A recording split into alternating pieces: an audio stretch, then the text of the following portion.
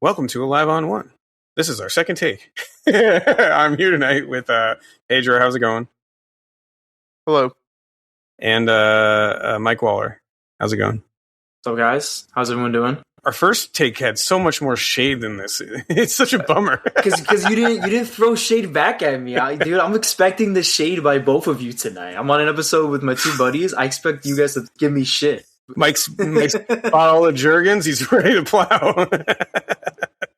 I'm ready to go. Anything you guys say, I got comebacks. I was thinking today with all of my comebacks. Okay. Then, in an ironic in the mirror. No, Pedro, in an ironic twist, we're going to be hyper nice to him. Yeah, right. Oh, that's so cool of you, Mike. I can't believe you did that. That's such a smart idea. I don't compute with that. I would not know how to respond. That's so smart. Yeah, sometimes. So I guess before further ado, if you didn't hear last episode, my mic was pretty shit because bunch of stuff happened in our recording software that and I couldn't really edit it out. So we are going to be launching regular AOS content once every 3 weeks with some different people in the rotation there. So we'll be talking about Age of Sigmar. If you're interested in that, or if you're not, get fucked. Or just don't listen. But those will be released on Monday or Tuesdays every 3 weeks. So if you see them, we're going to label them. They'll be clear. It'll say Age of Sigmar. Just don't click that listen button if you don't want to listen to that game system. And then also we're moving Shatterpoint to the first week of every month and a regular schedule. So that'll be coming up as well. So, yes. We've been recording, but it'll get more regularly recorded episodes and you'll know when they're coming. So then the rest of the time it's MCP. So that being said, hobby catch up. So I think I just said this. I just recorded the other episode yesterday, but I did actually make some progress in this one day. So I've been painting my Slanesh commission. I'm currently commission painting to pay for my WTC ticket. So we're Why trying to think of that. Yeah, I don't know. We're trying to knock out my basically a large portion of my Emperor's Children commission. I've got about 4 Dormammus I have to paint now. And then a couple more people are sending me some stuff. So we're getting cooking, and I'm kind of committing. It turns out, though, when I want to paint well, it takes longer than I expected, which is kind of a bummer. So for the Dormammus that you have to paint, do they all want to box art, or is it no? One wants box art, which is Kenny is actually Kenny's Dormammu. He wants box art. I did tell him I paint kind of grimdarks, so to expect that style, and he was like, "Whatever, as long as it's simple." So his will be simple. Phil Donju's Dormammu is going to be. I'm going to paint his in my. So I sold my other one too. I'm going to paint Phil Donju's Dormammu in tandem with my own. So probably a lot of cell shading, at least on the cape. But I'm going to paint mine first and then mock it up and see what happens. But and then I have a couple others. They're being sent over to me. So this is what I wanted to happen with APOC, and it never took off. And now all of a sudden, I have too many Dormammus to paint. Dormammus, man. There you go. I feel the power of darkness. Well, what you feel is how I felt with MCP, but I'm getting with Shatterpoint minis. People wanted me to paint their Shatterpoint minis now instead, which I do prefer painting the Shatterpoint minis. Well, that's good. I think you have to, if you're taking on commissions, you have to kind of what you're doing, in the models that you're doing, because otherwise it can just feel pretty bad if you're I hate this model. You get frustrated painting the model, I have to do this, but I don't want to. Exactly. So I'll take the Dorms and the APOCs because I actually enjoy painting those models. So, and then I think Eric's commissioned me a bunch of stuff too, but whatever. Sean maybe when he has his kids, so we'll see what happens. But collecting them all. Yeah, it's a lot. It's good though. The one thing I do like about commission painting is it's kind of a pay as you go, per diem model, because it's whenever I finish these, as long as the person doesn't give me a time frame, it's I kind of just paint a lot when I need money. Yeah. So, but yeah. Anyway, so I've been finishing up I'm just doing some of the demons for Slanesh right now. But last week I finished my Lockjaw. I almost finished Emma. because I was going to run a dorm list with Emma in it instead of Hulk, which would have been better. But and then anyways, I bought an army of AOS Nurgle Magakin. So I've been doing a couple today. Actually, I did a test paint for kind of like a green I want to use and whatever weathering stuff, and it came out pretty well actually. So I think I'm kind of settled on a color scheme for the most part. So that's awesome. Yeah. What about you, Mike? I finished 2 of Pedro's Shatterpoint minis finally, and I just built all of Jin's commissions that he gave me over the this past weekend at Captain Con. He gave me 4 boxes of Shatterpoint minis, and I built them all the past couple of days. I'm gonna paint all his bases at once, and then paint the guys. It's just easier that way. Yeah. That's really all I did. Oh, you know what? I also finished my custom Vader Redeem for Shatterpoint. The Vader 1, the Jedi Hunter, I took his head off and I gave him ironically a Space Marine head. That kind of I think would resemble Darth Vader if he was alive at Return of the Jedi. Gave him blue robes, a blue lightsaber. He looks pretty good. Well, everything but his head's done. Mike. Yeah. Do you resemble Darth Vader when you're wanking it? Crazy statement. No. No, I do not. I don't remember. I don't remember it. I can't recall that I did. Okay. That's cool though. And when you buy your AOS army, you can finish that up. So I would only. Well, how much points is that big dragon? I just want to play the dragon. They're probably expensive, so I'm guessing. So the one thing I did learn about AOS when I was kind of like building a list this week, you don't get a ton. Like it's actually like relatively condensed compared to. I mean, I'm sure some armies are swarm armies, but for the most part, if you're playing kind of an elite army, you don't really get that much. No.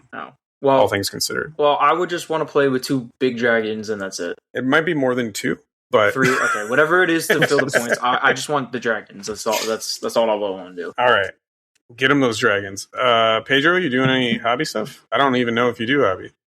I paint here and there, but I haven't recently. We just rearranged our whole apartment. Okay, so moving on. Simple. Yeah.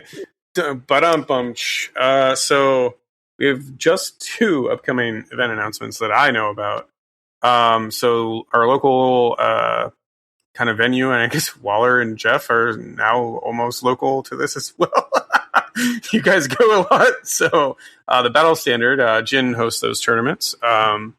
They're, I think, potentially shooting for a local tournament, March 1st. That's in Connecticut, right near Springfield. I forget the exact town, but you can just Google Battle Standard Connecticut and it'll pop up for you. Their tournament's really good. They are exactly punctual. Jin runs them pretty decently. We use clocks, so I think they only cap. I think they cap at 16 still, if I believe is correct. So kind of first come, first serve when those are launched. I'm putting it on my calendar right now. It's a Sunday.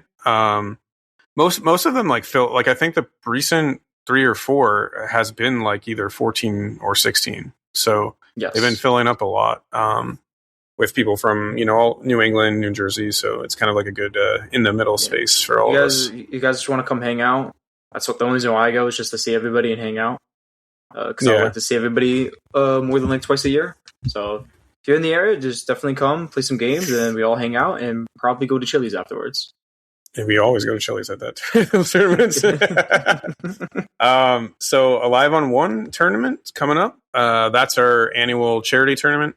That is March 21st at Midgard Games in Derry, where I split my time between Battle Standard and Midgard, I'd say, depending on where I am.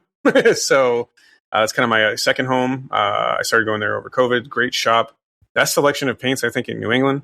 Personally, they have like every line and like all any hobby stuff you need. They have AK weathering products in stock all the time too. So like, tons of like cool shit there. But that will be donating our proceeds to Dana-Farber. We're trying to hope to get enough people. Like a lot of people, like last year we had around 40. Right now we only have like, I think 17, 18 signed up. So like, sign up now, get your spot. Even if you can't make it, just inflate those numbers, baby. So that is the 21st of March. It's a Saturday. We'll all be there. I believe the only person on Alive on One that isn't confirmed is Sean. So other than that, we'll all be there, and we all hate each other secretly. So you get to see that hate in person. I feel like it's a different form of hate. It's a sexual hate. I don't know about that one, but well, you and Pedro are showering together now, so you know. Only on the weekends. Oh, nice. You see, Pedro. Oh my god! Pedro, what did I get myself into? Man? You can learn a lot from Pedro. He's Yeah. not sexually repressed, so he just like takes these sexual jokes with strap. I want to go back to class. I just came from class. I want to go back. We're trying to school you, so don't worry. Don't be so repressed, Mike. Oh my god! He's gonna put on his Darth Vader helmet later. I'm just gonna get.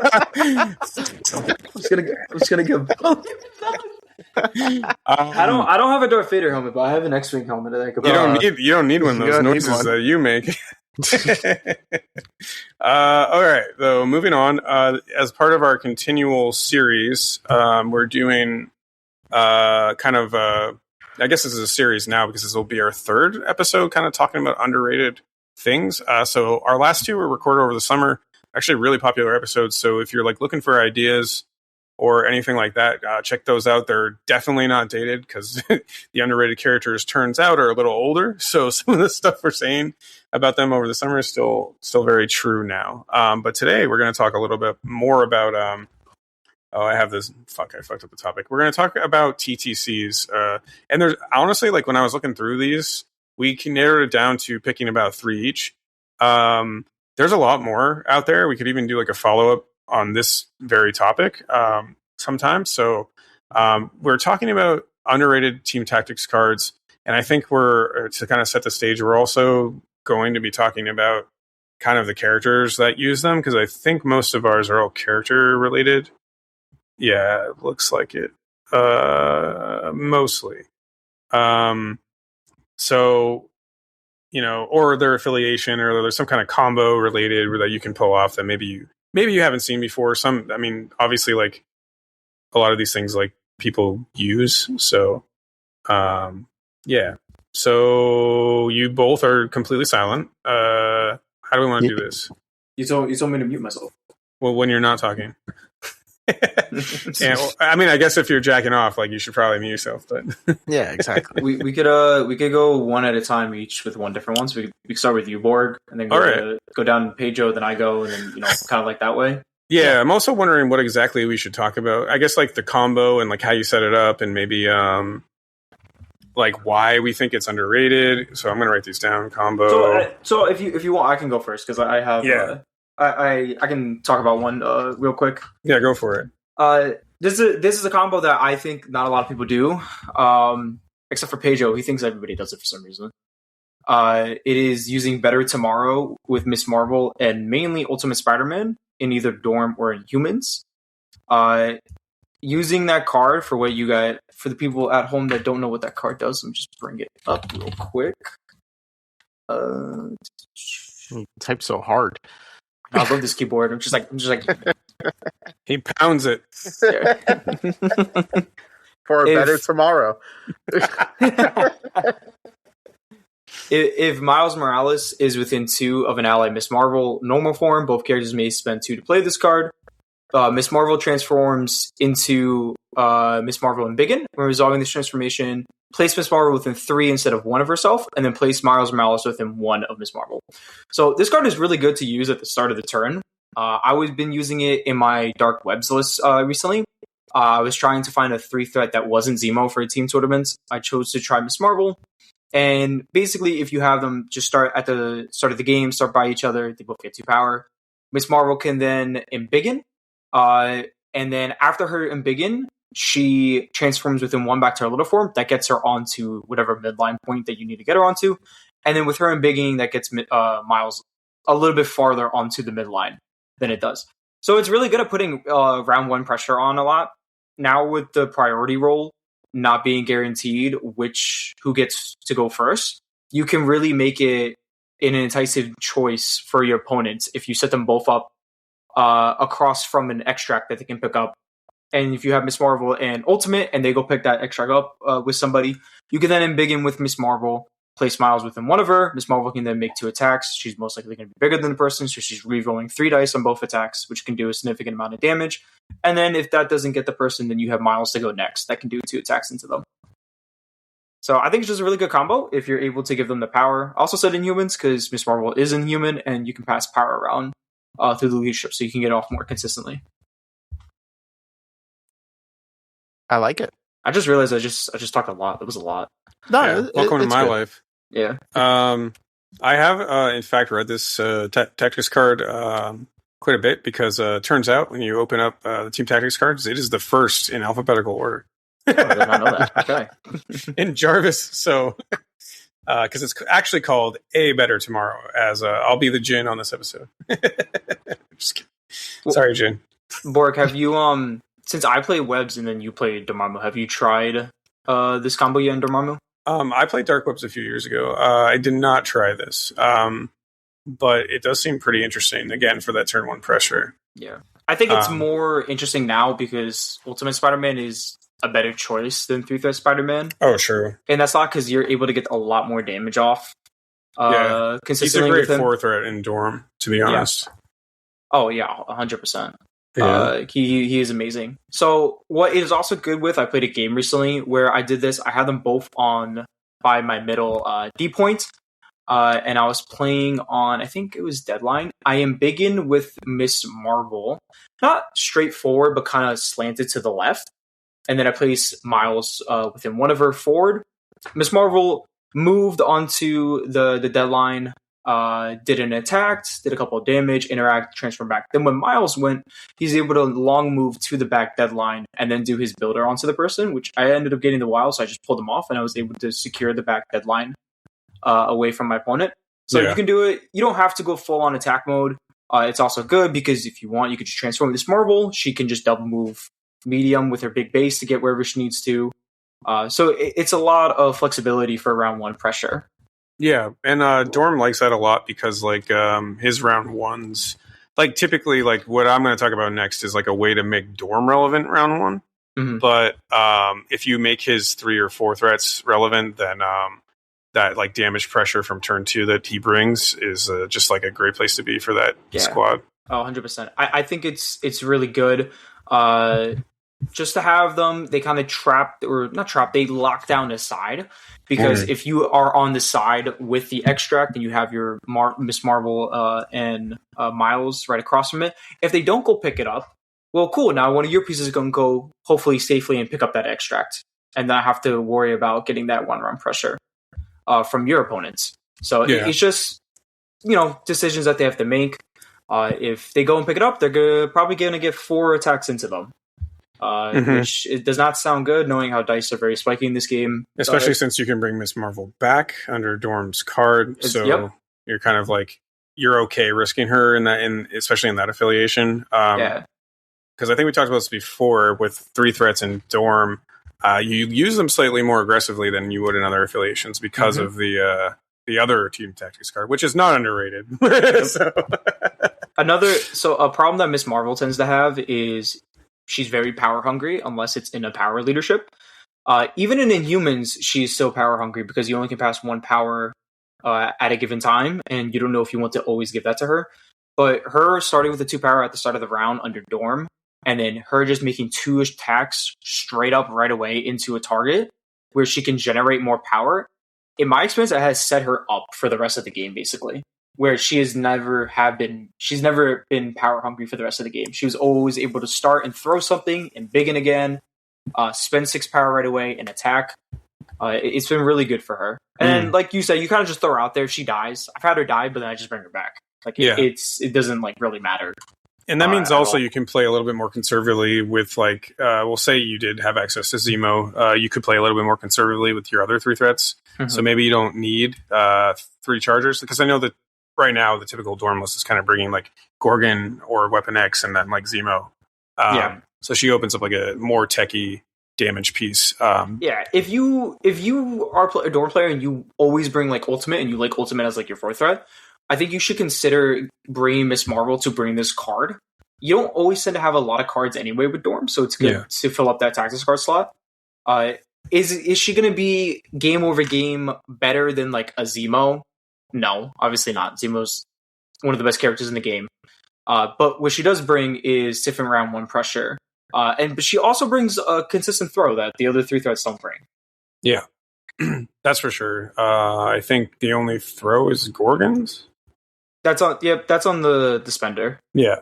Yeah. But she can just spend 3 power and just always get that displacement off, basically. Yeah, that's a good call out. And like again, like setting up that turn 1 pressure is like essential to playing Dormammu. Mm-hmm. And like both Mike and I's first card are actually going to both be about that. So I guess we can move into mine, which is before you okay. do, Pedro, do you have anything? Sorry. Well, Pedro hasn't talked yet. I want to give him Pedro. Have you? Don't you let have him talk. Fuck him. Yeah, right. Nah, I'm out. You guys can do the show by yourself. Jeez, some resentment there. Actually, the funny part is in Inhumans, every time I've had a match, I've actually seen this card, and that's why even though we're saying it's underrated, I'm so used to it, and I actually really like the card. And I like the idea. I never thought of it under Dorm, which is actually pretty smart. My thing with this card is in Humans, they're only passing 1 power at a time, and you're not always going to pass it to Miss Marvel to get off, to get her kit really going. And I played quite a bit in Humans, and it holds true with her, even before all the new stuff came out. Another thing with Inhumans, like it's not bad on Inhumans, but you have to spend 2 turns to get this value. You have to go once, pass a power to one of them, then then on your second turn, pass another power. But under Dorm, you can do your first action to do this ability. You don't have to wait to spend power, and it doesn't. You give your opponent a little bit less time to interact or play around it a bit. So being able to do that consistently. Oh, are you fucking eating? No, sorry, my brother just came in and gave me some random ass popsicle. Oh my god! How do we? Okay, Mike. Okay. Pause. Pause right here. Sorry. How do we stop making the "you're like a child" jokes if this stuff keeps happening? Dude, he just walked in and just gave me the random. I don't even know where this is from, man. I'm like so confused. Mike's like, I'll be right back. I gotta chase down an ice cream truck. Middle of January. I was in such a good flow, and then he just like walked in randomly and just ruined my flow. We didn't leave off. Well, moving on. All right. Yeah, we can it's a good card. I like the card. I think it's really cool. Good. I think people should play it more often, especially when cards are now really tight and we don't know what's going to happen later on.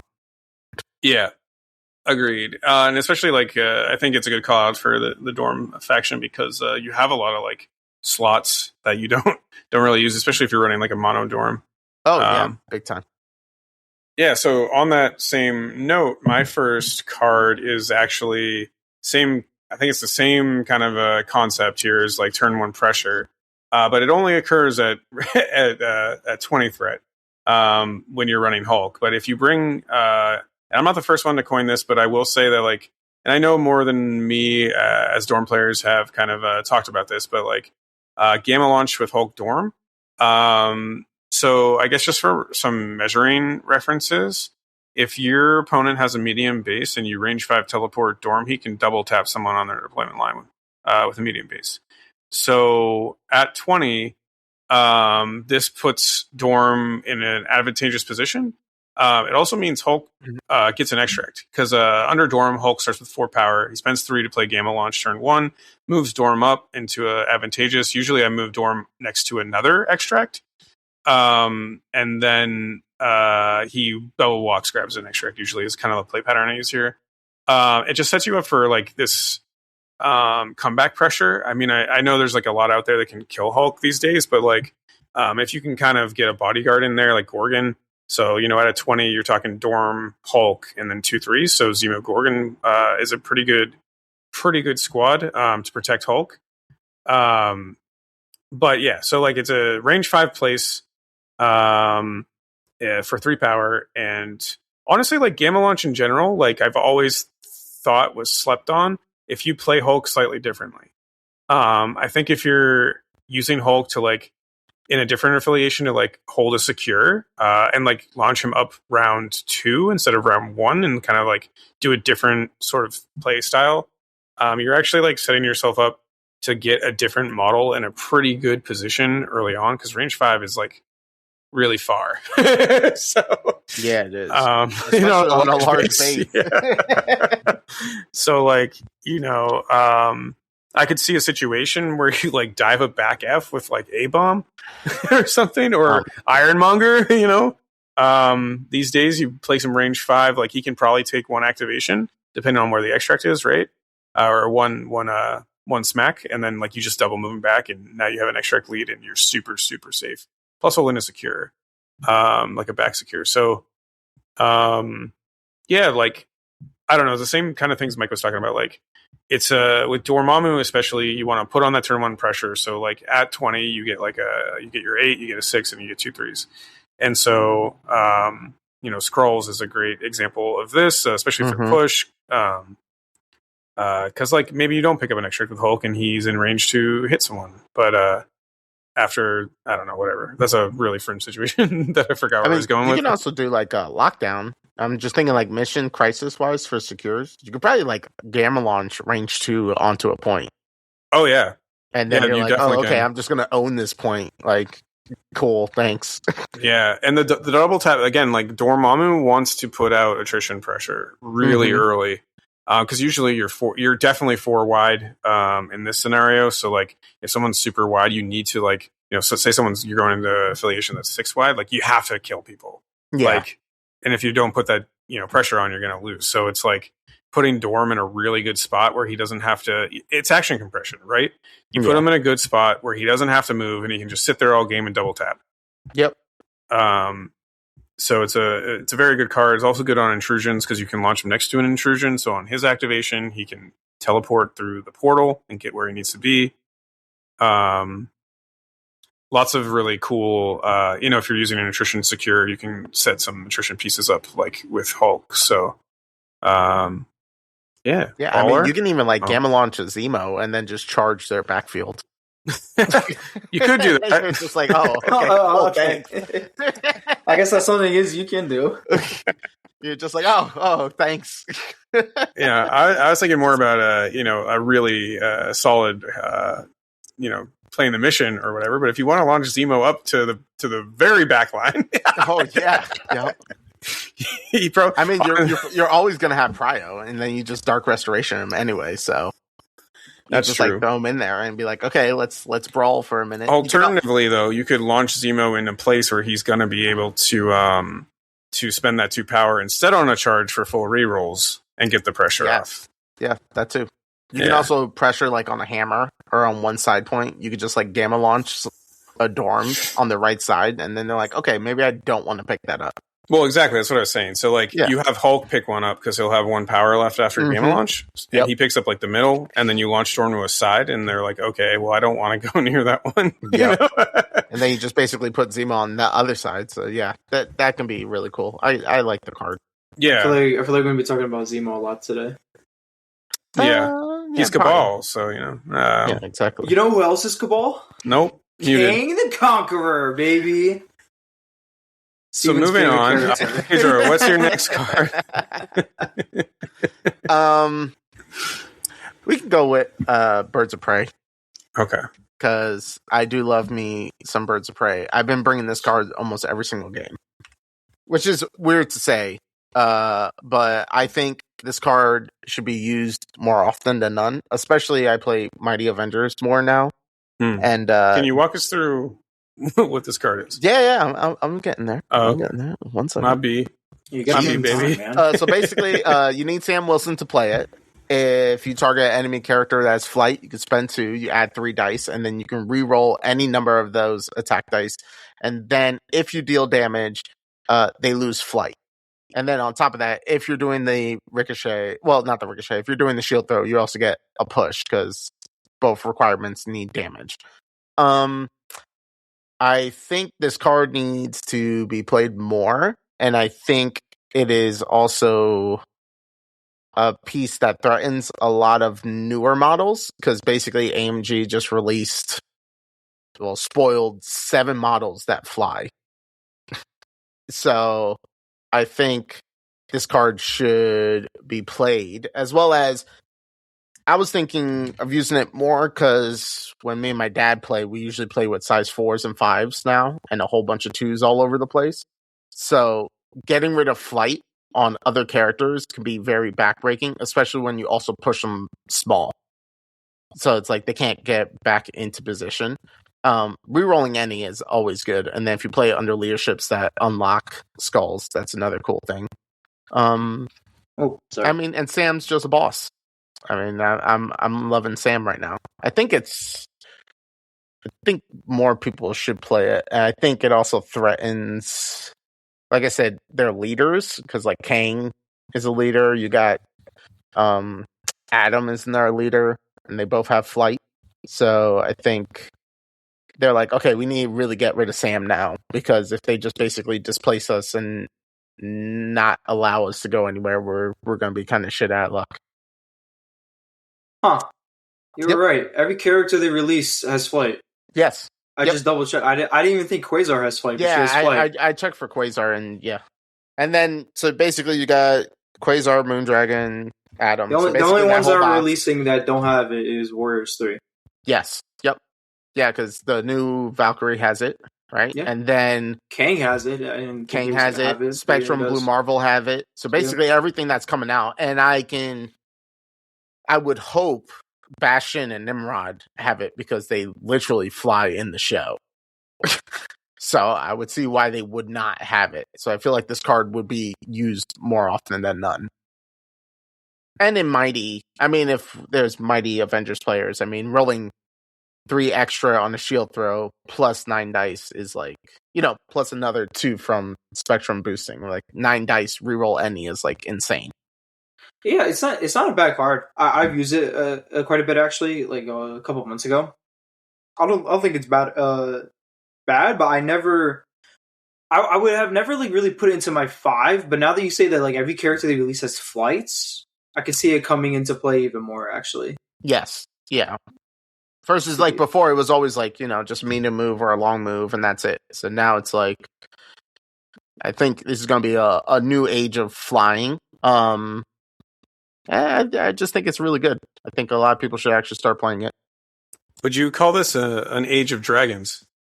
Yes. My trolling's so hard. So we're trying to put together a WTC team, and one of the guys I reached out to every morning I send him 15 reasons to visit the Netherlands. You're a fool. Yeah. No, I just troll. I take trolling very seriously. So. The funniest thing about this card is that me and Mike's friend Corey, plays Green Goblin, and I've actually nuked his Green Goblin, and I just realized that Green Goblin's on the card. Nice. Oh, shit, yeah, it is. Thematic. So it feels, look at you, feels great. Feels great. I think the best thing about this card, in my opinion, is losing the flight superpower. Yeah. It just like neuters a lot of things. So, and I think, especially like you lose the flight, and then you also get pushed because on the shield throw, you just need damage. So if they're size 2, you also push them. I even like this like now before the flight characters, just for like there's so much Namor out there. Yes. Neutering Namor is definitely, especially with more terrain, definitely impactful on this game. Oh yeah, big time. So yeah, no, this is a great, and I mean, especially in teams that don't bring a lot of cards, this is like. This is like perfect. Like in Mighty, you're probably bringing like 3 or 4 cards. You're always like, oh, I have a free slot. Like, where is it going now? It's going to Sam. Going to Sam. Yeah, no, that's a good call. Out the plan. So I'll go next again. Yep. That's fine. Fine by me. Save the best for last. Okay. Is that what you were practicing in the mirror? Because it's fucking lame. No. He was talking about me, actually, so it's okay.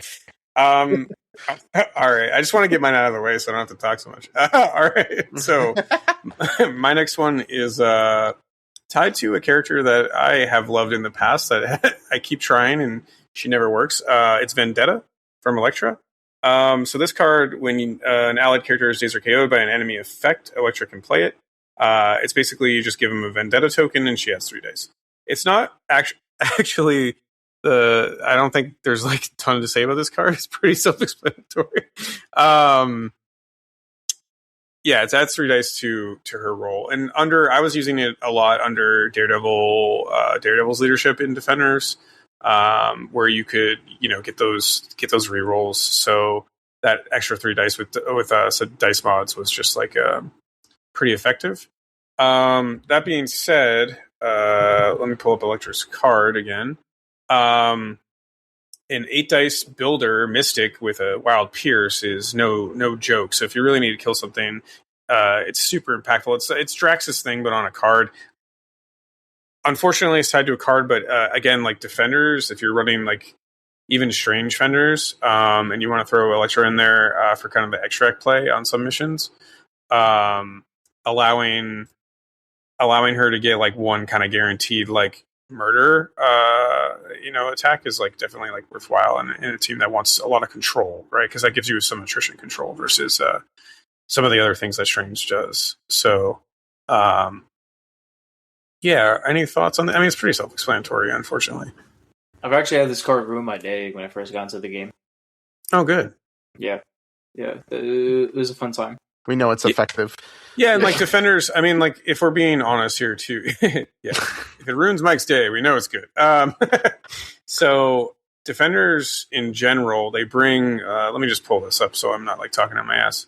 And I have played Defenders before. Actually, the first time Mike and I played was Defenders. So you have like Mystic Ward, maybe Street Smarts, and then Pentagram's like definitely a question depending on kind of what you're running. So slotting in an Electra card, because you only bring Electra in specific missions because she brings the ninjas who can pick up, blow up, pass back the extract. So it's like in these very weird scenarios where you kind of need a little bit more control, and that's a control play in itself, like a turn 1 opening where you can pass back a midline objective on the ninjas to someone with a medium base. So at the time when I was playing Defenders, I used to do that back to like Black Panther, Chosen of Bast. Or maybe it's not exact midline, maybe it's like off midline. So I think I played Senators a lot back then. But anyways, either way, it's like you're bringing her for that kind of extra body to control the extract game, and then having that like little bit of extra attrition pressure is like super useful. Guaranteeing a kill, is always a good thing. And her Electra's expender is, she suffers from power generation like quite a bit. So having that 8 dice builder can just get her kit going, even if you don't murder the thing. Her spender is like 5 power, so it's like you probably don't use it on that. To be fair, but in order to like get your spender more quickly, this is a great card, especially because it. What? I mean, it's a gainer. Oh, my bad. Electro. Yeah, you would gain an extra if you deal the damage. Okay, well, never mind. But having an 8 dice mystic attack still pretty good. Still no joke. Yeah. I mean, you can also play this in Criminal Syndicates and play Cruel Tutelage, and then just roll like 11 dice at someone. Oh, yeah. Yep, and then it would be a net 0 because you would still gain 1 because even if it's a gainer, Cruel Tutelage costs 1, the other card is free. And then you gain an extra for doing the damage. Yeah, the only problem with that, from a competitive standpoint, Pedro, is you're taking 3 cards up for 1 attack. You bring cruelty anyways, but yeah. Yeah, it'll be 2 cards. Oh, that's not that bad, I guess. No, it's not that bad. I mean, you're trying to kill like an APOC or something, I guess. Dormammu. Yeah. You're going into Adam, you're going into all these models, and you have Pierce. I mean, you're almost guaranteed to get a wild on 11. Yeah. I would hope. Well, now when I roll. Oh, well. I gotta teach you my ways. It's okay. Yeah, you gotta. I never get my freaking wilds on the big attacks, but I get them on the 4 dice attacks. Bake your dice. Yeah. Bake my dice. Bake your dice. Like Pedro. It's a little salt. That's it. But yeah, no, this card is cool. I can see it in Criminals because, I mean, I haven't played Criminals in like forever, but like, how many cards are you actually bringing? You bring Shadow and All According. They got a parade. Yeah, they have a. We just did an episode, Pedro, that you clearly didn't listen to. No, definitely not. No, I'm like looking at it. I'm like, okay, you got Cruelty. You got Cruel Tutelage, Shadow Organization, No Mercy, All According and Plan. Yeah, I mean, All According is definitely coming, but It's not an always. Also, I like No Mercy to some extent. Sometimes, but yeah, they've got 4 or 5 affiliated plus the 2 restricted. You're at 7. So like, I still think this. If you're bringing Electra, like you should bring this card. Yeah. Maybe it doesn't make your 5 all the time, but I mean, you could like nuke someone, like you just said. Roll 8 dice. If you kill them, No Mercy. That activates your spender, and then spender someone else.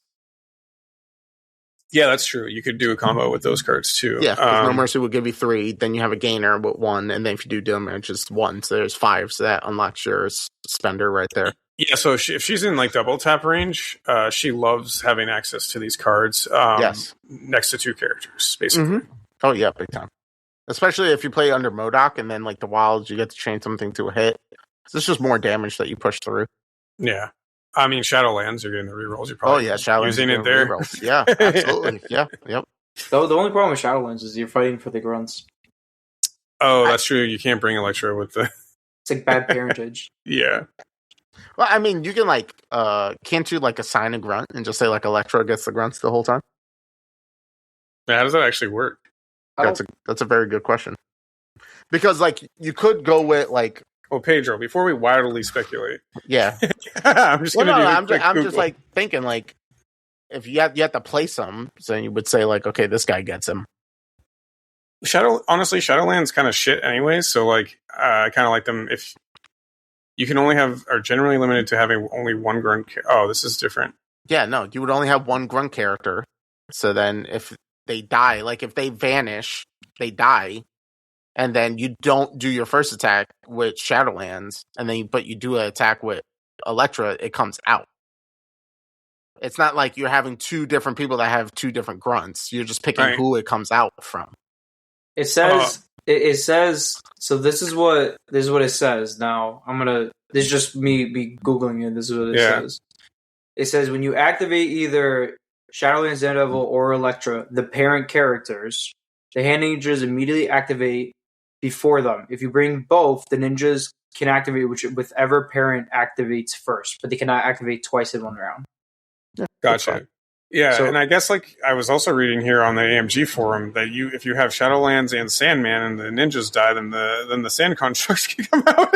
Oh my god! Yeah, wait! No. So I used to have this this buddy named Dan, and he did that to me a couple of times. We were playing on like Mayor Fisk, and he did that, and I was like, he played Claw, Shadowlands, and Sandman, and like some other stuff, and he just like kept killing his grunts with Shadowlands and Sandman, and by the time Claw went, he was like up the board basically. Oh, it was so stupid. He absolutely wrecked me that game, but it was freaking awesome. Yeah, that's pretty cool. But back on topic, yeah. So. Pretty good card for Electra. I don't see it like a ton. I don't see Electra a ton. So like maybe she is also like a consideration. And I think in affiliation, she's a fine choice, like criminal or sometimes defenders. I'm not sure if she has a home in strange defenders, but something to consider. And so who wants to go next? Pedro? You go next? Yeah, sure. we both just yeah, you go. Let's go with Call for Backup with Nova, because this guy is awesome. Said no one. Sorry. I was about to say, you told me a while ago you don't like him. I do like Nova. You just said you didn't like Nova. Anyway, so Call for Backup's pretty good. So basically on Nova's activation, you can spend 3 power, and then you get to choose one of the following. So if you choose a secure objective within 2 of this character, you push each enemy character away S, or each enemy character that's holding an extract objective token gains slow. So I think this card would get played more, and just because Adam's coming out and he can strip you of any conditions that Nova hates, like stagger or anything like that, because I believe he can remove something. I think he can remove a special condition from someone on his Salt Bonded, right? No, that's only himself. Oh, then this card sucks. No. The card is good. The card is still really good. The card is really, really good. Nova himself has problems, but the card, when Nova first came out, I was trying Nova in a couple different spots. So Call for Backup is really good on like Mayor Fist or Wedding Party. You just have him move up, and then just push Just push everybody. Yep. Yeah, you just immediately just get the point basically. Yep. It is pretty good in that way. Oh yeah. No, Yeah. that I agree with. Especially you have long moves, so you could do that. You can also think you can long move and then hit someone and then still play the card if you're within range of something. So, and then you're still generating a lot of power. I like the card. I think it should be played more, but I think Nova should also be played more. I think he still has some play patterns. The only bad thing is if he gets staggered. I think that's the only thing that people are more worried about. I also was thinking of playing him with Rescue because I know she can remove stuff for sure on hit triggers.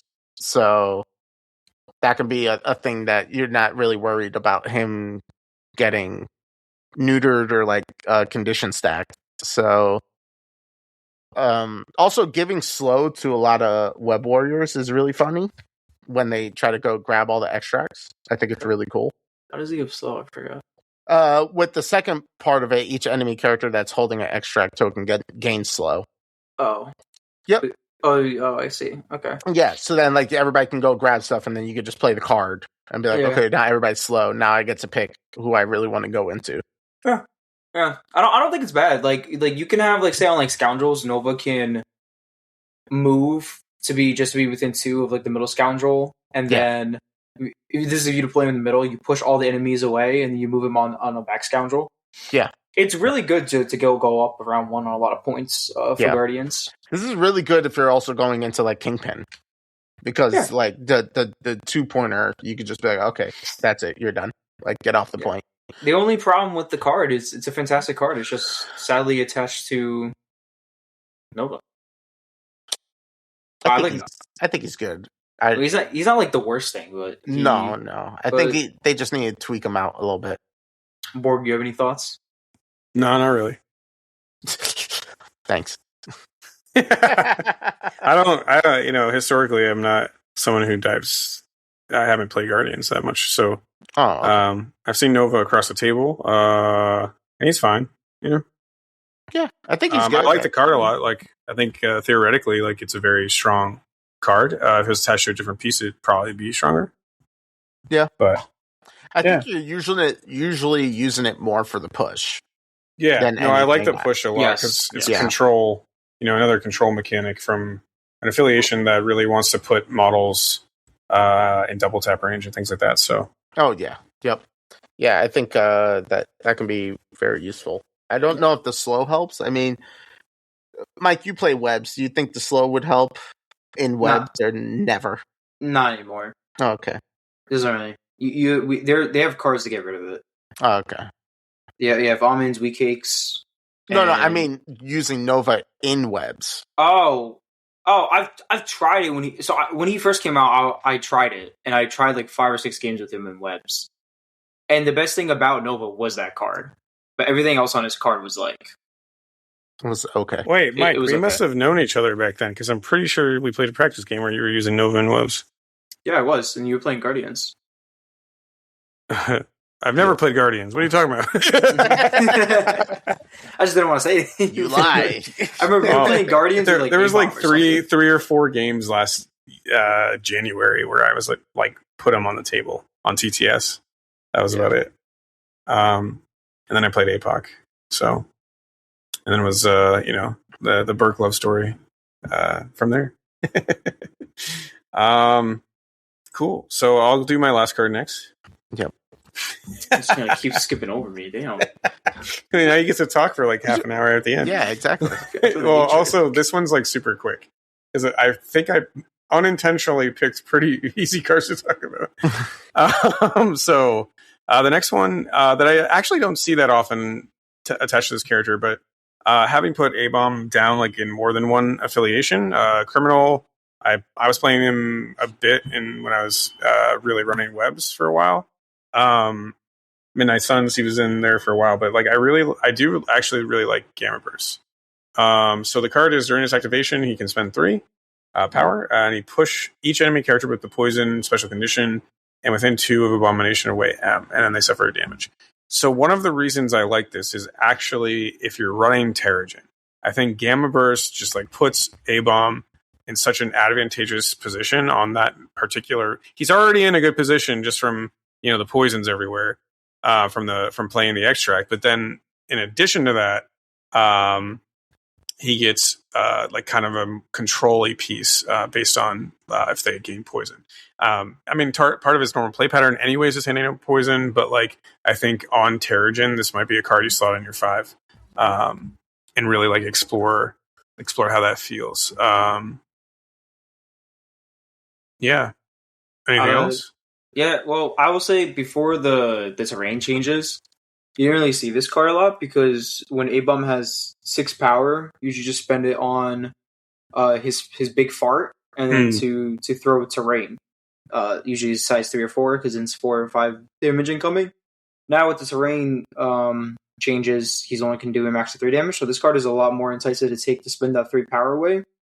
Because not only they can take 1 automatic damage, but you also push them away medium. Also, there's no away or towards, so you can push them in any direction you want. It says away. It does. So did I just read this wrong? Oh, it does say away. Yeah. It is away, but like I still think you can set up some cool moves because he's got his place off his. Is that off his builder? No. He plays off his spender. Oh, okay. So I guess if you're flushed with cash, you do like spender this if you got 7 power, and you can really determine where everyone goes. So yeah, it's pretty good. Yeah, I like the control. I especially like it on Terrigen now. With the terrain, as you said, his play pattern becomes a little bit different, where you're kind of like striking more than throwing, or like spendering more than throwing, or radiation zone double. I mean, I guess you could just radiation zone. No, you can only do once per turn, so it's a good combo there. It's good. It's good to if round 1 you're able to get a power on him somehow, or even just round 2, whatever it may be. It's good to like double walk somewhere, fart on a bunch of people. Mainly, what I'm thinking about is like a double bubble scenario with like Shield, or I guess Guardians now, where like they all want to bunch up. You just get them all poison, and then at top of the round, you just break their bunker up. Yeah, you break their bunker and fart away again, and then run away. No, actually, like a little schoolboy. You raise a really good point. This is a super good bunker busting card. Mm-hmm. Yeah. This is good against portal defenders too. Yep. Any Wakanda, as well. So any kind of bunker team. Yeah, bunker and bodyguards is just going to break it up, get them all away, so they have to waste actions to get back together, and then if it happens, you just go fart on them again. Yeah, and you do 3 damage. Because two from radiation zone, 1 from art. That's true. So it's just you're just chipping away even more. Yeah, that's very true, and that may or may not like kill a low health model, right? 3 damage is no slouch, kind of automatically, Yeah. So, and they don't. Never mind. They don't gain. Do they gain power from that? Yeah, they would because there's damage. Yeah. Okay, this is good if A-Bomb gets dazed and he's like flush for power because he always gets an extra power when he takes a damage. Mm-hmm. And you go with him either at the top of the round, probably at the end of the round. You do a spender onto somebody, and then you place yourself. Get in a really good position. You get in a good position. You then do another attack. You then do some more farts, and then you do the Omega Burst fart and just like push them all away. Pretty much. It's like Pedro's house. Gamma Burst farts. Gamma Burst farts. It's like eating that chicken from New Hampshire. No, I think like it's a good call out, Mike. This is a super good bunker busting card. Now I'm like sitting here like, I know I put this on the list and was like, it's a good card, but now I'm like, oh, that is a good card. It's a good card. Yeah, there's a lot of it's on a good model. And you know me, A-Bomb is my favorite 5 threat. Yeah, I love. And there's a lot of bunker affiliations in the meta right now, so very useful, I think. Cool. Mike used to think A-Bomb was trash. That was for like a week. I think Red Skull 3 is trash. So I don't think Red Skull 3 is trash. I think it's a great 4th threat. Shit. Yeah, right. I just think Kang is awesome. You can't hang with the Kang, Mike. You don't play evil affiliation. I don't. I'm only gonna play Cabal just to annoy you. That's it. It will annoy me. So good job. I will say one last thing about A-Bomb. For people that use A-Bomb, when you use Radiation Zone, if you don't tell your opponent, I'm gonna fart on you, which is a big disappointment. Good one, Mike. All right, so moving on. What am I even here for, man? What am I even here for? She's getting so Go up to her and demoralized. say, pull my finger. Oh my God. Actually. I can't. Mike, you should do that. You should just walk on them. Hey, pull my finger. Right, now go spend 3 for radiation zone. Radiation zone. The thing is, you have to walk over to their side of the table and be like, pull my finger. Pull it. My finger, pull. Radiation zone. My biggest regret is introducing you two together. Yeah. Why? Well, because now he gets Kermit gifs, and that didn't happen before. Now I just get a bunch of banter from both of you. Our previous interactions were like filtered by Jin. Now it's pure chaos. Steven unhinged. All right though. So Pedro, you want to go next? Oh my God. I'm just kidding. Mike, you want to go? Yeah, Mike, you go. Yeah, let's talk about Pedro's decision. Yeah, sure. Yeah, What? we could. I can go. Yeah. No one tried this one. What? You just said. The card. Oh, the card. Okay. Yeah. Okay. I'm sorry. I'm so confused. What are you Okay. talking about? Okay. Yeah. You want to read? You want to read to the listeners what that card does? Yes, of course. Yeah. So it's a Gwenpool required card. So during the cleanup phase, Gwenpool can play this card. Choose an unused team tactics card from your roster that meets the squad affiliation requirement. If you're a squad creation, add the chosen card to your available team tactics card. It may be played this game.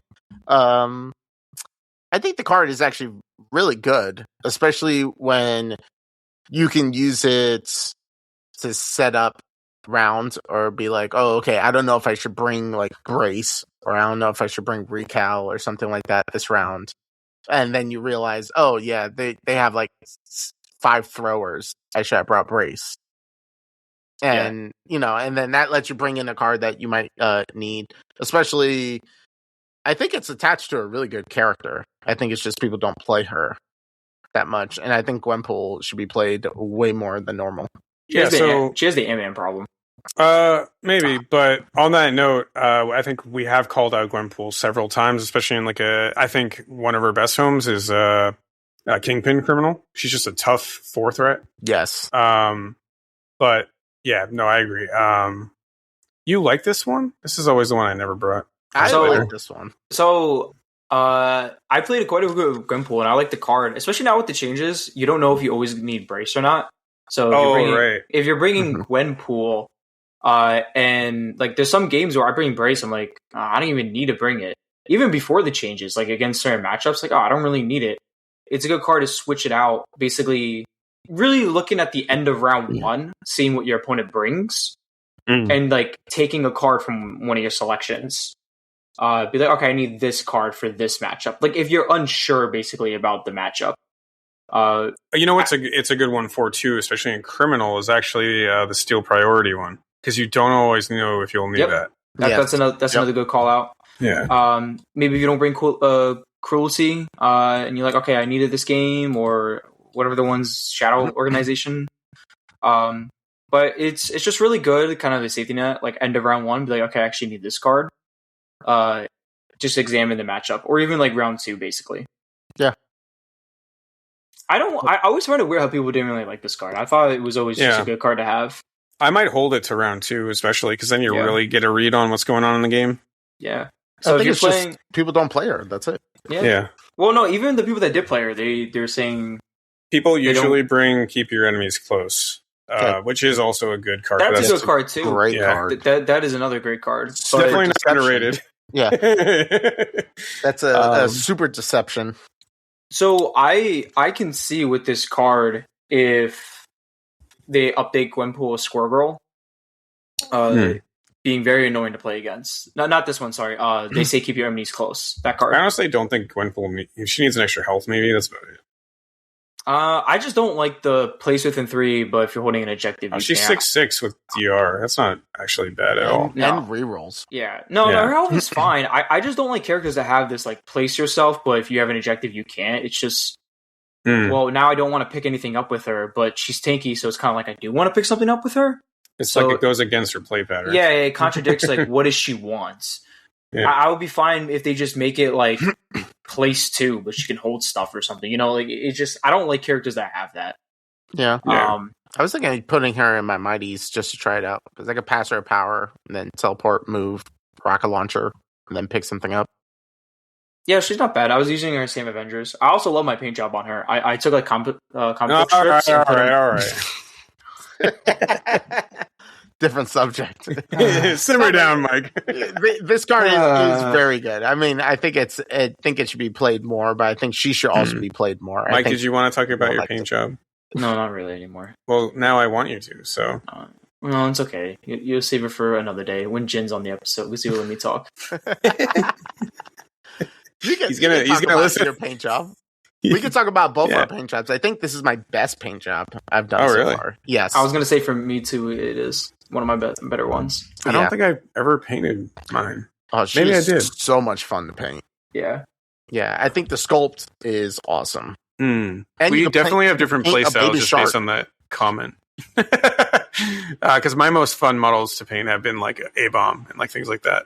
It's because it's big, bulky models. Big, gritty shit. Gwenpool model has like a special place in my heart because I think she came out maybe like it's like 2 months after she came out, and I went to a tournament with my girlfriend, and with the store card I ended up getting, I asked her pick out a box I don't own, and then we can paint the box together. And then she saw Jeff the shark, and she's like, I just want to paint the shark. So I bought that, built her, and the next day I painted Gwenpool while she painted the shark. That's pretty cool. It's a nice little moment. I also took some comic book Marvel comics that I had, and I cut them out and then glued it to her base to make it look like she's jumping out of a comic book. That's cool. I like that. Yeah. So I like her. I kind of just wish she got rid of the travel through gutter rule, and then I'll play her more. Yeah. Yeah. I mean, gutter space is the space in between comic books, right? No, I did not know that. I didn't know that. Yeah, so that little white empty space that was in old-fashioned comic books, not like newer stuff. Oh, right. That is the gutter space. So that's. I didn't know it was called that. That's why she has that. Oh, nice. Yep. Well, we have someone on the podcast again who reads comics more. I got you. I mean, I read comics, but I have to be in the mood, and it's like then I just like catch up through everything that's been out in the past like year that I've wanted to read. Cool, but anyways, great card. Should be played. I more. like Gwenpool a lot, actually. I think Mike, if you just ignore the fact that she has that superpower and play her as is, like it's fine. Yeah. I guess, but I don't want to ignore it. It's a cool superpower. I mean, like Ronan has the same thing, but he doesn't have the drop objective. I'm like, why does she have it? Well, because she's Gwenpool. Yeah. I think the reason why they put it is because she has rerolls and DR, and Ronan does not. I guess, but then Ronan has what is the superpower called where you can change dice for every wild and crit? Like Fury. I think another reason is because 2 of her attacks are range 4. So a range 3 place and range 4, you're double tapping anything. Yes. So, and I actually think, I get. Well, if you think about it like that, Spec has that. He could place 3 and then do 2 range 4 attacks. I'm seeing some cool play patterns though in a power affiliation. Yeah, where you are going to pick up the extract anyways. So you teleport her next to the extract, double tap, pick up. Oh yeah. Yeah, that's why I want to try her. Yeah, she's got a gainer, so it's reliable power. So yeah, watch. Pedro's gonna bring her next Tuesday. I'm gonna play against her, and he's gonna roll like 5 crits into me, and then I'm gonna get upset because he just diced my characters. Yep, and he's be like, "That's just how Gwenpool goes." I can already see the future. I'm gonna just boost, add 2 more into Scorch, 10 dice, reroll 3, right next to my Zemo, and that's it. Done. It's okay. Reroll 4. But look at Mike's placement; it's so good. Yeah. And then I'm gonna go. That's why you keep your enemies closer, and then yank you behind me. All right, so Mike, you want to start us off with your last 2? Yeah, I'll do Monkey Brain Lizard, just because it's easier. Because it kind of applies the same way as with Gamiverse. I think this card is good. I think it's always been good. So it is an attack card for Lizard. The attack card is Lizard Brain. It's area 2, 5 dice. During Lizard activation, he may spend 3 to play this card. You can use his attack listed once above. After each attack resolved, the target character is pushed away from this character S. There's no trigger. There is no damage that needs to be dealt. You just push the characters away S. I think it's a great card to just move Lizard onto a point, use it, and then just push everybody away from it. Mainly on like Wedding Party or Mayor Fisk, where the count is 2 and people are pretty much bunched up. But I've also used it to get rid of double bubble, like bunker shenanigans. You just move him in, use the card, you push everyone away, and then you're happy, basically. So I think this card definitely has some legs if you're dealing in your meta with bunker scenario teams or like those annoying secures like Mayor Fisk or Wedding Party or like Intrusions or something like that. Yeah, I don't know if you also pointed out it is sizeless. Oh yes, thank you. That's my other thing. It is sizeless. There's no size restriction to it. Mm-hmm. So you can. So this lizard can go and push the sentinels if you wanted to. Yeah, and Lizard's awesome. Yeah, Lizard's just a great 3 threat. Yeah, he's very tanky, so he can definitely just move, take some hits, and then be in there. And then I generally find that around 3 and up, he's usually flush for power. So he has good things to spend on, either like the spender or the throw. But this can just be a good alternative to really just get more points, basically. I do want to point out too, because we didn't mention this, that Game and Burst is also sizeless if they have poison. So yes, yeah. Okay, cool. Have either of you used this card? I don't really use Lizard. Not that isn't good, but I think the only time I really used him was like a couple of years ago when I was playing Kingpin. But yeah, I mean, no. So short answer, no, I haven't, but I see the potential here. I really like the 2 bunker busting things we covered because like it is so relevant right now. Shield defenders, Cabal is going to be kind of a bunker soon. So, a lot of like good play here to like kind of break up what's going to be coming up, or counter meta, so to speak. So yeah. I think I've used it a couple times. I've sold all my Spider Foes to Corey, so I think I've told him to try to use it 2 or 3 times, but he does not like Lizard. Why? Let's not talk about that on air. But no.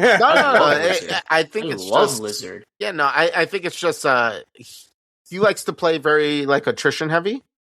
With but foes? like all the missions he plays is attrition. I think that's really it. But well, I'm only surprised because I played him last night. He was using Lizard. Really? Yeah. Every time I played into him, he's like, "This damn Lizard doesn't do anything." And I'm like, I don't know what you're doing. he moves, throws. I was like, Lizard's been a staple in this game as a good piece for quite some time. yeah. I'm like, I don't know. I think it's a good card. I mean, I've used Lizard a couple of times. Yeah. So. I think it's a really good card. I think the problem that I've heard like Sean talk about for foes is like your slots are like kind of are heavy already. That's the only reason you don't see it, but I think he likes this card too. Yeah. No, definitely. It's definitely a good card. I also think it's really good on lockdown.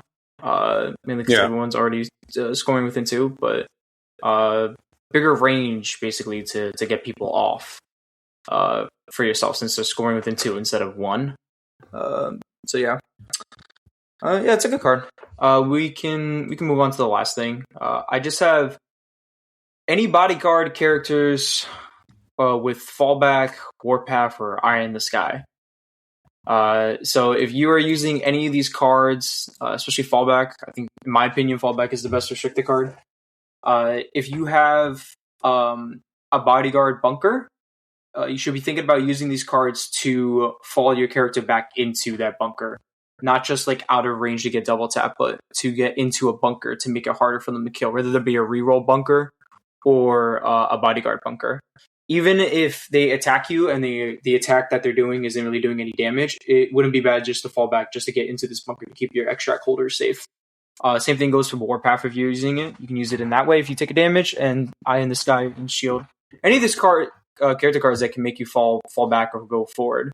It's just something to keep in mind that you don't have to go the max distance away. It's good to fall back into bunkers. Do you guys have any thoughts? I love the idea. I've thank you, Pedro. No, like I've used the eye in the sky with bodyguards and everything when I was playing Shield a lot, and I think it's a smart play. I think more people should do it. I think just people are more afraid to do it, and I would agree 100% with you on that one. Yeah, it's a good strategy. Yeah, I don't know. Yeah, I mean, those are kind of simple, Mike. So what are you going to do? That's it. No, I mean, that's a good strategy. Like, try to think, I guess in general too, like if you're, we're talking about like underrated things, and we've done a new series on like upping your game better. Like some of these cards are like very deep solutions to like some of the problems that happen in any given meta. So rather, I guess like a good strategy too in general, when we're talking about underrated stuff, is like if a new thing comes out that you're like, I can't solve this, like it doesn't make any sense to me, start like thinking about what that character does, and then like how your affiliation, and how like maybe there's some tools out there that like you didn't think of before attached to characters. Like bunker, the best example we have this episode is like bunker affiliations are pretty big right now. Breaking them up is a really important concept. Or getting poisoned to someone pretty easily. I'm like stuck on this fucking Gamma Burst card. But like APOC can get poisoned on his healthy side, so displacing him that one turn can like make or break, kind of like neutering his efficiency, right? So just like little tools to think of, I guess, when you're talking about it. Or if you're playing that bunker affiliation, make sure you're using your once per game team tactics card more intelligently, right? Like by falling back into like maybe Nemo or Zemo are on a point. That's the ideal situation. Nemo or Zemo are on point, you have go grab with Luke Cage, you fall back, and now DR with double rerolls, right? So yeah. Mm-hmm. You should also like try to combo it with like models like Gambit, where you could pick your direction of where you want to fall back, plus you do that thing where you move S and you do a damage like parting shot. Yeah. So like that's another cool thing, because you could like double S away, which is huge when there's a lot of models that literally just want to sit there and double tap you. Yeah. So another oh no, here. No, I was just saying, so like even if like the regular parting shot move away S doesn't do it, comboing it with fallback is also smart. You just get like completely get out of the way, or just like put yourself behind a building, and that's it. Another thing that I've used fallback for mainly in the later games, or even Warpath. So since fallback is before damage is dealt, and if your opponent has pushes that's after damage is dealt, and if they're gonna push you off a point, depending on terrain, obviously you can fall back to backstop yourself onto terrain, so you don't get pushed off the point, which can make a difference between you winning a game or losing a game. Yeah. To be honest, now that I've played webs, anytime I run an affiliation, even if it's an attrition affiliation, I don't have fallback, I just feel bad. Because it's such an impactful card for like all the reasons we've kind of listed. It's definitely, fallback is definitely not underrated, but it is definitely using it correctly or most advantageously takes some practice. Yeah, I think that's the biggest hurdle, is trying to play it correctly. Yeah. Like brace, anyone can play brace. I don't want to take damage, play brace. But like fallback, you got to like really fix your positioning, make sure you're in like a good spot to play it. Yeah. Mm-hmm. Or a really, really like important moment in the game. Yes. Yep. Cool. So Kane got a new card yesterday that was revealed, where he brings Iron Lad back. That seems pretty good. Does this mean you're gonna use does this mean you're gonna take my list now? No, I'm not taking your fucking list. Oh, you're supposed to be playing Vision and Iron Lad. Okay, that's it. Vision, yeah. All right, cool though. So thank you for joining us tonight. What are we at for time? 1:15? All right, not too bad. So you can follow us on our Discord. Email us at aliveon1@gmail.com. There's an RSMP link below. can leave a review on Apple or Spotify. Please review. We have our affiliate, Huge Miniatures, linked below. And any last thoughts? I forgot to do this. No. Yeah, I'd say just people should just try these cards. Yeah, the spirit of these episodes is to generate ideas and conversation, or at least conversation within your play group. Just kind of like think about like maybe some things we're not seeing on the table. Most of these things, if not all, are pretty rare, I think, in general in the overall meta. So we'll be doing, obviously we do these every once in a while. So we're, kind of coming up with ideas and like run with them. So you'll hear some more underrated stuff. Problem is like you kind of start to exhaust some things because the game, once you do underrated stuff, it's like, okay, there's bad, there's good, and then there's underrated. So you can cover a lot in one episode, especially when we do underrated characters. So that being said, we're live on one. Thanks for listening to us, and Godspeed, Mike Waller.